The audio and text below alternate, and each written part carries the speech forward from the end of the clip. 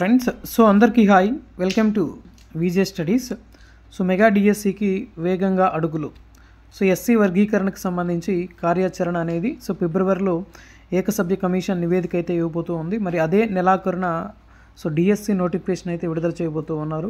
మరి జూన్ 12 నాటికి ఈ యొక్క ప్రక్రియ అంతా కూడా పూర్తి చేయబోతూ ఉన్నారు. మెగా డిఎస్సిని పూర్తి చేయడానికి ప్రభుత్వం వేగంగా అడుగులు వేస్తూ ఉంది. ముందుగా ప్రకటించిన విధంగానే మనకి 16,347 పోస్టులకు మెగా డిఎస్సి ద్వారా మరో 6 నెలల్లో పూర్తి చేస్తామని ఇటీవల జరిగిన మెగా పేరెంట్స్ టీచర్స్ మీటింగ్లో కూడా విద్యాశాఖ మంత్రి గారు ప్రకటించారు. అయితే జూన్ 1 నాటికి డిఎస్సి పోస్టులన్నీ భర్తీ చేయనున్నారు. కొత్త విద్యా సంవత్సరంలో కొత్త ఉపాధ్యాయులు పాఠశాలలో అడుగు పెట్టనున్నారు. తొలుత ప్రకటించిన విధంగా టెట్ పరీక్షలు పూర్తయ్యాయి. మరి ఫలితాలు కూడా విడుదల చేయడం జరిగింది. మరి డిఎస్సి నిర్వహించి డిసెంబర్ చివరి నాటికి పోస్టుల భర్తీ ప్రక్రియ పూర్తి చేయాలని గతంలో భావించారు. అయితే ఎస్సీ వర్గీకరణలో న్యాయపరమైనటువంటి సమస్యలు ఎదుర్కోవడంతో ఆ ప్రక్రియ తాత్కాలికంగా వాయిదా పడింది. దీంతో ఈ యొక్క ఎస్సీ వర్గీకరణకు సంబంధించి ప్రత్యేకంగా కమిషన్ ఏర్పాటు చేస్తారు. మరి కమిషన్ యొక్క నివేదిక అనేది ఫిబ్రవరిలో సమర్పించబోతూ ఉంది. మరి ఈ యొక్క కమిషన్ నివేదిక ఇచ్చిన తర్వాత మరి ఫిబ్రవరి చివరిలో ఈ యొక్క డిఎస్సి నోటిఫికేషన్ అయితే విడుదల చేయబోతూ ఉన్నారు.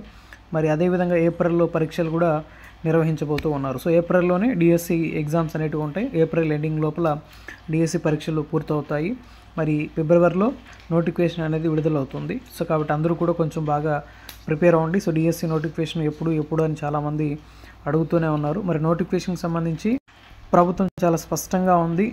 ఎస్సీ కమిషన్ ఎప్పుడైతే మనకి ఆ యొక్క నివేదికను సమర్పిస్తుందో ఆ నివేదిక ఇచ్చిన తర్వాత నోటిఫికేషన్ వెంటనే విడుదల చేసి 45 రోజుల వ్యవధిలోనే పరీక్షలు అయితే నిర్వహించబోతున్నామని చెప్పి ప్రత్యేకంగా చాలాసార్లు స్పష్టం చేస్తూ ఉన్నారు.